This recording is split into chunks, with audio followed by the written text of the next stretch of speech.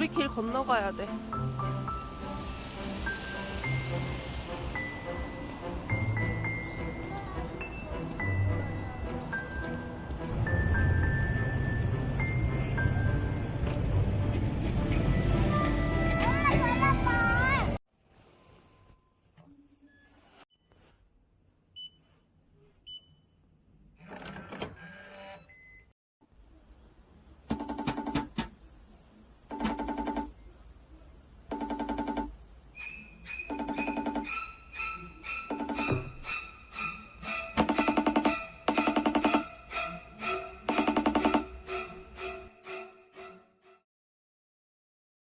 안녕하세요. 3월 입학 전 엄마의 마음은 초조하기만 한데요. 학교에 들어가기 전 1년간 차곡차곡 연습을 하잖아요. 그렇지만 정작 중요한 학교 생활에 대해서 어떤 문제가 발생이 되고 어떻게 해결해야 되는지 오늘은 아이들의 학교에서 발생되는 문제를 성향별로 해결해 보려고 합니다. 기질이 순하고 소극적인 아이.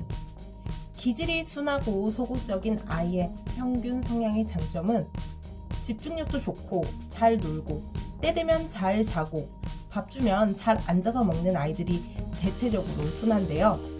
이렇게 순한 아이에게도 치명적 단점이 바로 낯선 사람이나 환경에 적응하는 시간이 오래 걸릴 수 있고 반응하는 여러 감각이 느릴 수도 있습니다. 때론 대답을 느리게 할 수도 있고 툭 쳤을 때 반응하는 감각이 느릴 수도 있고 한 생각을 오래 해서 다른 사람과의 소통이 잘 안 될 수도 있는 단점이 있는데요.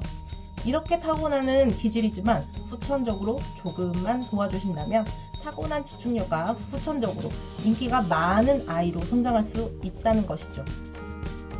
그런데 말입니다. 여기서 보통의 부모님들은 아이가 타고난 기질을 왜 바꾸냐? 나도 어렸을 때 그랬지만 사는 데 문제가 없더라 라고 하는 생각 한 번쯤 해보셨을 겁니다. 나무가 올바르게 성장하려면 가끔 가지도 꺾어주고 찬바람에도 적응하듯 앞으로 아이들은 부모님 세대에서 경험하지 못한 부분을 미리 경험할 수 없는 대신 불편해야 발전하는 것들에겐 상대적으로 경험이 약할 수밖에 없기 때문입니다. 이어서 요즘 학교에서 모둠 수업과 체험 중심의 수업으로 때로는 자기의 생각을 발표할 수 있어야 하고 아이들에게 어필을 해야 하며 시험이 없으면 이런 생활 태도에서 점수가 반영되기도 하죠. 그리고 싫으면 싫은 티를 내야 하는데 감정적으로 서툴거나 느려서 제때제때 반응하기 어려워하기 때문에 친구 만들기에 장애물이 될 수도 있습니다. 아이들은 대부분 친구를 원하죠. 그러나 학교는 유치원에서처럼 엄마가 찾아가서 친구를 만들어 줄 수 있는 시스템이 절대 아닙니다. 그런 일 가지고 담임선생님께 부탁을 드릴 수도 없기 때문에 단점을 보완하면 좋죠. 이런 소극적 아이들은 대화를 이끌어 주시면 좋은데요. 단답형으로 대답하는 질문이 아닌 단어나 문장을 아이가 이야기할 수 있도록 이끌어 주셔야 해요. 너 오늘 뭐 먹었어?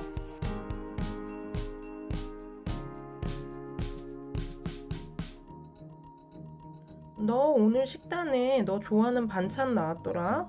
넌 뭐랑 먹었어? 그 친구가 어떤 부분이 마음에 들어? 엄마는 몰랐네. 일단 엄마가 아이의 정보를 한 부분을 알아내서 스무고개 하듯 질문하는 것이 좋습니다. 오늘의 미션 놀이를 해주세요. 매일 아이가 할 수 있는 선에 각종 미션을 주세요. 첫날은 짝꿍에게 인사 먼저 하기 미션. 두 번째 날에는 앞이나 뒤 친구에게 인사하기 등 점차 늘려나가 보세요.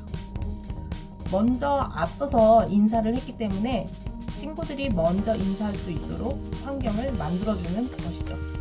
인사를 먼저 하면 그 다음 대화는 쉽습니다. 말 많은 아이가 먼저 말을 할 테니까요.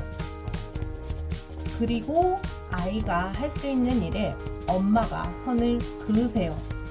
아주 가까운 슈퍼나 문방구 심부름하기 작은 도움이 다른 사람에게 행복을 주며 아이에게도 자신감을 올릴 수 있는 기회가 되기 때문입니다. 모르는 사람과 대화하며 소극적인 성향도 탈피하는 것이죠. 아주 활발한 아이와 예민한 아이.